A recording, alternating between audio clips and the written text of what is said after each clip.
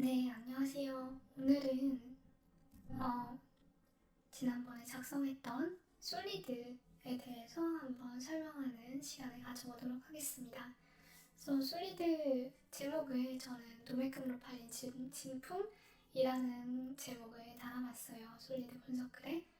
그래서 이 그림을 보시면은 어딘가 모르게 좀 뭔가 좋아 보이고 그런 느낌이 들지 않으시나요? 어, 예전에 미국 미네소타주에서 한 거라지 세일에서 판매됐던 그림이 빈센트 반 고흐의 어, 진품 미공개 초상화라는 전문가 분석 결과가 나온 적이 있어요. 그래서 이거를 산 사람은 7만 원에 샀는데 그 가치가 216억에 달한다 라는 기사가 올라온 적이 있었습니다. 그래서 이렇게 진품하고 가품들이 섞여가지고 도매금으로 팔리는 거를 잘 알아볼 수 있는 사람에게는 그런 그 진가를 알아볼 수 있는 사람에게는 큰 부를 얻을 수 있는 기회가 생깁니다. 그래서 도매금이 뭐냐, 각각의 차이가 있는데도 여럿이 같은 무리로 취급받는 거를 비유적으로 도매금이라고 합니다. 그래서 주식시장에는 사람들이 뭐 카테고리를 분류해갖고 인식하는 그런 본능을 가지고 있기 때문에 관련주, 테마, 산업 같은 그런 분류에 따라서 주가가 오르내리는 경우가 상당히 많아요. 그리고 현실적으로는 ETF 같이 패시브 자금의 수급이나 아니면은 기관 투자자들이 어떤 전략 같은 거를 세우기 때문일 수도 있습니다. 근데 이런 기업들은 결국에는 오랜 시간이 걸리더라도 기업의 본질 가치를 회복한다라고 볼 수 있어요. 그리고 특히나 어떤 기업이 6가지 조건이 충족되는 그런 기업이라면 더욱더 그렇습니다. 솔리드 같은 경우에는 제가 통신 장비주 밸류에이션을 검토하면서 가장 눈에 띈 기업이라고 할 수 있습니다. 솔리드 같은 경우에는 최근에 이제 통신장비 투자 사이클이 급격하게 다운턴하고 있잖아요. 근데 그럼에도 불구하고 꾸준한 성장세를 보이면서 흑자를 시현해온 기업입니다. 그래서 다가오는 업황 전반적인 그런 반전 가능성 하고 다른 통신장비 기업들의 멀티플 같은 거를 고려하면은 현재 멀티플도 TTM POR 기준으로 13.7이고 TTM PER 기준은 오히려 더 낮아서 10.3으로 굉장히 현실적인 수준이라고 할 수 있습니다. 그래서 물론 지금 통신장비 섹터가 동반 상승하는 그런 추세 속에 있어가지고 다 같이 상승해서 결과적으로는 좋은 기업을 선별할 필요 없이 그냥 바스켓으로 담는 게 뭐 최선일 수도 있겠죠. 근데 투자함이 있어가지고 원칙을 지켜서 리스크를 관리했는가 그런 게 장기적인 성과에서 굉장히 중요하고 그런 목적에서 경쟁사 HFR 하고 6가지 관점에서 차이를 비교 분석하고 투자했을 때 리스크 정도를 상호 비교해가지고 이제 솔리드가 좋은 투자 대안인지 정말로 나은 투자 대안인지 한번 비교해 보려고 합니다. 그래서 먼저 BMA예요. 그래서 좀 생소하잖아요. 통신 장비라는 게. 그래서 BM에 상당히 좀 힘을 줘가지고 분석을 해봤습니다. 솔리드 24년 3분기 아이아 자료에 따르면은 매출 비중 순서대로 여기 보시면은 DAS, ICS, RF, WDM, 그 다음에 오랜 순서로 매출이 발생하고 있습니다. 그래서 그거를 순서대로 한번 알아보겠습니다. 네, 첫 번째는 DAS예요. DAS 같은 경우에는 기지국선파가 닿지 않는 지역까지 무선 신호를 전달하는 중계기한 형태입니다. 그래서 이 링크를 좀 보시면은 현직 전문가가 직무 지식에 대해서 설명하는 블로그라서 굉장히 친절하게 잘 설명이 되어 있어요. 그래서 한번 참고해 보시면 좋을 것 같습니다. 결국 중계기라는 거는 기지국의 전파 송수신 범위를 확장시켜주는 장치예요.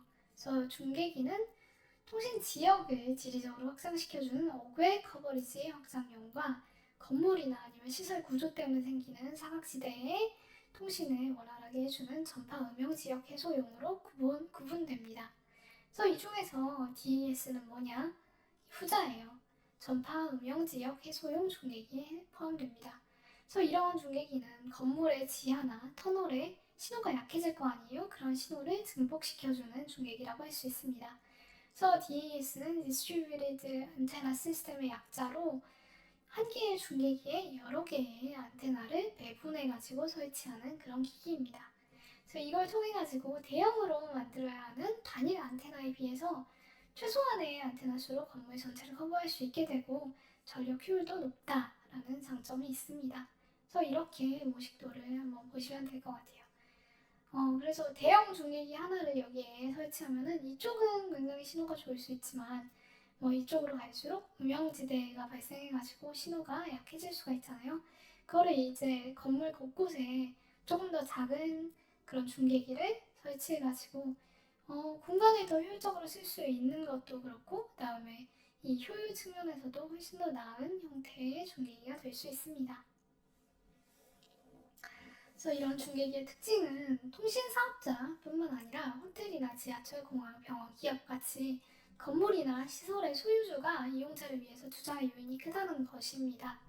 그래서 이 링크 한번 보시면 되는데 이제 성숙기로 접어든 5G의 투자 감소에도 광중계기 DAS 사업으로 솔리드가 실적을 방어했다. 그래서 새로운 무선 통신망이나 오픈넷 같이 이제 새로운 모멘텀이 발생하기 전까지 과도기를 버틸 먹거리로 지목되고 있다 라고 하고 있습니다. 그래서 DAS 수요는 견고하다. 왜냐? 인빌딩 계열이기 때문에 건물주나 서드파티 사업자에서 도입하는 투자가 가능하다 라고 말했습니다. 그래서 21년에 7%에 불과하던 DAS의 솔리드의 DAS 시장 점유율이 3년 만에 15%로 확대되었습니다. 특히나 이제 북미나 유럽 같이 선진시장 중심으로 DAS 공급이 확대되면서 실적이 개선되는데 영국 런던 지하철 프로젝트 같이 공공사업에 대한 적극적인 영업하고 레퍼런스 확대로 통신시장이 어려운 가운데 매출 성장을 효과적으로 일궈냈습니다. 그래서 통신사업자 투자 축소로 인해서 다수 통신장비 업체들의 실적이 크게 하락한 거하고 대비되어서 8% 정도 성장하는 그런 성과를 냈습니다. 그리고 두 번째 BM은 ICS-RF라고 할 수 있습니다. 얘는 뭐냐? 중계기하고 기지국 간의 무선통신을 연결해주는 그런 기기입니다.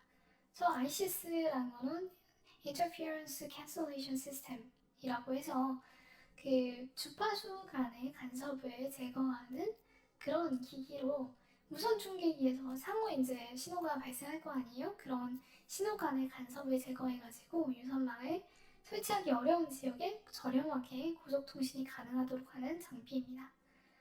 그래서 이렇게 유선으로 연결하려면은 상당히 비용도 많이 들고 그 다음에 효율성 같은 게 낮을 수가 있잖아요. 근데 이렇게 와이어레스 무선 형태로 이제 기죽을 설치해가지고 이거를 연결하게 되면은 음영지역도 해소되고 그 다음에 설치나 운영이 용이하고 왜냐면은 무선은 이렇게 그 망을 일일이 깔 필요가 없이 이런 기기들을 여러 개 설치하면은 그 망을 속도도 개선할 수 있고 그 다음에 대역폭도 높일 수 있는 그런 유연한 운영이 가능하잖아요. 그래서 비용도 절감되고 그 다음에 유선 인프라도 불필요하고 그 다음에 효율성도 향상되고 성능이 향상된다 라는 그런 장점을 가지고 있습니다. 그래서 또 이런 중계기의 장점 뭐냐? 다중 주파수 수용이 가능해요. 그래서 중계기 하나로 다양한 세대 4G, 그 다음에 5G, 5G, 그 다음에 5.5G, 6G 이렇게 다양한 대역폭의 통신 신호를 증폭해가지고 사용자들이 한번 이제 설치를 하게 되면은 보다 쾌적한 통신 환경에 장기간 동안 누릴 수 있게 만들어주기 때문에 시설물의 소유주들은 투자해가지고 다양한 세대의 통신 경험을 장기간 동안 개선시킬 수 있는 그런 요인이 있습니다. 그래서 여기 보면은 장비 하나로 LTE, CDMA, WCDMA, 와이브로 5G까지 커버할 수 있다. 그래서 효용성을 극대화할 수 있는 셈이다 라고 얘기하고 있습니다. 그리고 세 번째 BM은 WDM입니다. 얘는 기지국의 RU와 DU를 서로 분리해가지고 DU를 통합시킨 형태의 유선망입니다. 그래서 무선 통신을 연결하기 위해서 광섬유로 RU, DU 간 연결이 크게 증가하게 됐고 이런 연결을 지난번에 산업 분석에서 보신 바와 같이 모바일 프론트홀이라고 하는데 기지국하고 중계기 수가 늘어나서 이런 연결이 증가하면서 비용이 막대하게 발생하게 됐어요. 그래서 이제 WDM 같은 경우에는 RU하고 DU가 일치화되어 있던 기존 장비 구조에서 RU는 각 기지국에 두고 DU를 국사에 집중시켜가지고 효율성을 극대화시키는 구조로 선폭 확장이나 아니면 모니터링 기능 같은 거를 상황에 따라서 다양하게 유연하게 적용할 수 있다라는 장점이 있습니다. 여기 보시면은 원래는 이제 RU하고 DU가 하나에 붙어 있었는데 얘를 이제 통합 국사에 통합해가지고 설치하게 되면은 유연한 운영이 가능하다라고 보시면 될 것 같아요. 그리고 이제 네 번째 PM은 오픈랜입니다. 오픈랜은 앞에서 보신 것과 같이 뭐 DAS나 ICS, 그다음에 WDM 같이 어떤 특정한 기기를 얘기한 게 아니라 통신 장비를 운영하는 하나의 패러다임이라고 볼 수 있어요. 그래서 산업 분석에서 말씀드린 것처럼 무선기지국의 하드웨어나 소프트웨어 같은 거에 대한 개방형 표준을 정의해가지고 통신 장비 제조사 간의 상호 운용성을 확보하는 방식의 통신 장비 운용 체계입니다.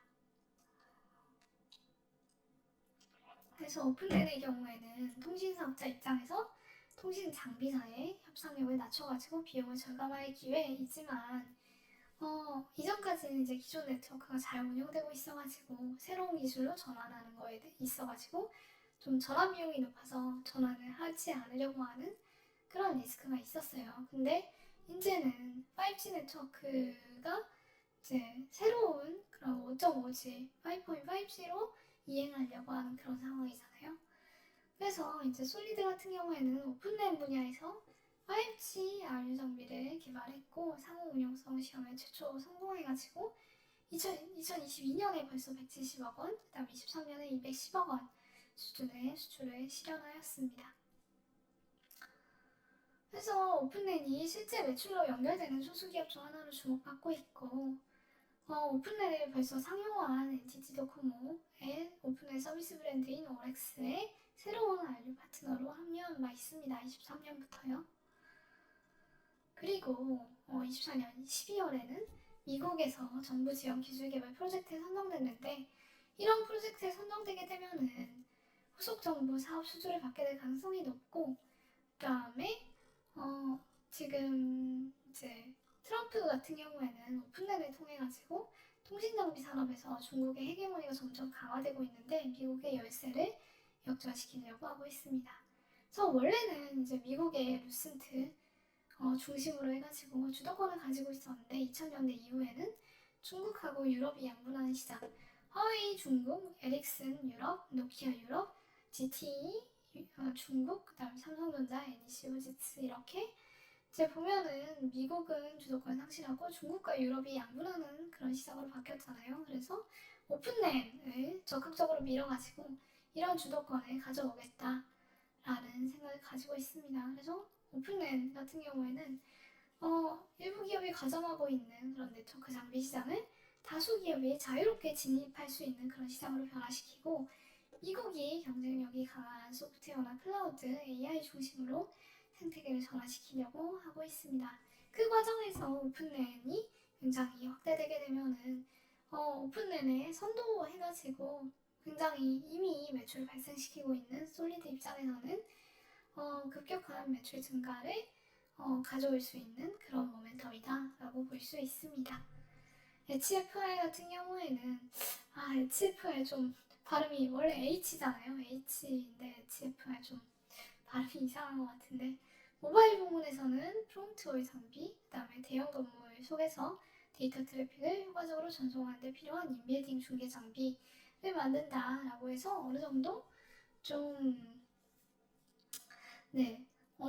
솔리드하고 BM이 비슷하다라고 볼 수 있을 것 같아요. 그리고 유선 부문에서 OLT, ONU, ONT 같이 국사하고 최종 사용자를 연결하는 채널 역할을 하는 중계 장비를 BM으로 하고 있습니다.